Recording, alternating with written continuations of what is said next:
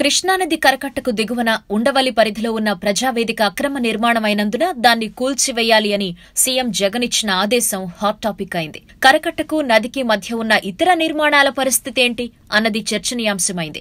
60 ఏళ్ల క్రితం వరకు కృష్ణానది కుడివైపు కరకట్ట పటిష్టంగా ఉండేది కాదు. వరదలొచ్చినప్పుడల్లా పెద్ద ఎత్తున ఆస్తి ప్రాణ నష్టాలు సంభవించేవి. ఈ పరిస్థితిని మార్చేందుకు 1950వ దశకం చివర్లో ప్రభుత్వం కరకట్ట ఎత్తు పెంచి గ్రామాలు కాపాడింది. నిబంధనల ప్రకారం కరకట్టకు దిగువన నదికి సమీపంలో ఎటువంటి శాశ్వత కట్టడాలను నిర్మించరాదు. అయినప్పటికీ గత 15-20 ఏళ్లలో ప్రకాశం బ్యారేజ్ నుంచి తుళ్లూరు మండలంలోని తాళ్లాయిపాలెం మధ్య పదుల సంఖ్యలో నిర్మాణాలు వెలిశాయి. వీటిల్లో అత్యధికం 2014కి ముందే జరగ్గా కొన్ని గత 5 ఏళ్లలో వచ్చాయి.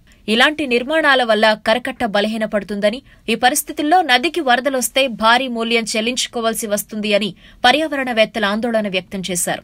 రాజధాని అమరావతిని కృష్ణానది పక్కనే నిర్మిస్తున్నందున వరదలొస్తే నగరానికి భారీ ముప్పు తప్పదని నిపుణులు హెచ్చరించడంతో అప్పటి చంద్రబాబు ప్రభుత్వం దానిపై దృష్టి సారించింది. తాడేపల్లి, తుళ్లూరు మండలాల్లో కరకట్టకు దిగువన 28 అక్రమ కట్టడాలున్నట్లు గుర్తించారు. వీరికి 2015 ఫిబ్రవరి 28న నోటీసులిచ్చింది. నోటీసులు అందుకున్న వారిలో పలువురు న్యాయస్థానాలను ఆశ్రయించడంతో విచారణ జరుగుతోంది. అయితే ప్రజావేదిక కూల్చేసేందుకు పెద్దగా సమయం ఇవ్వలేదు ఏపీ సీఎం జగన్.